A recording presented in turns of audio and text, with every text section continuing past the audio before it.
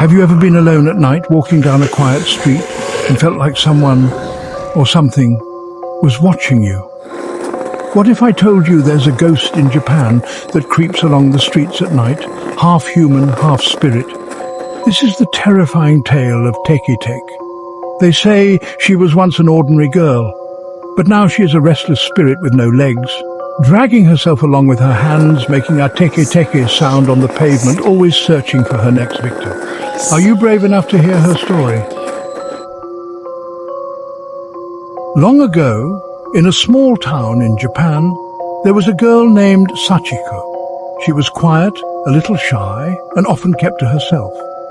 One day, while walking home from school, something terrible happened. She was crossing a railway when the unthinkable occurred. She tripped, and just as she tried to get back on her feet, the train came roaring down the tracks. She screamed, but it was too late.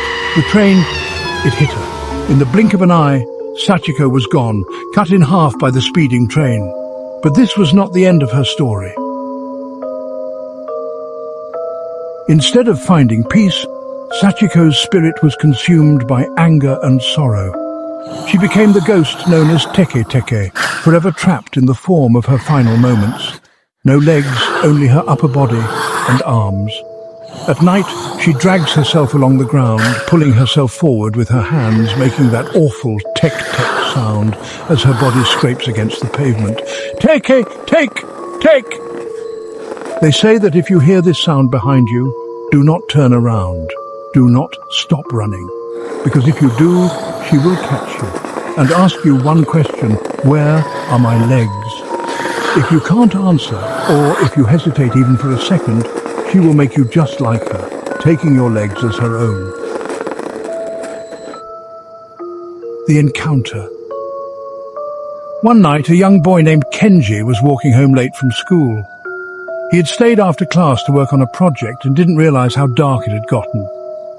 As he walked down the empty street, he started to feel uneasy, like someone or something was watching him. And then he heard it.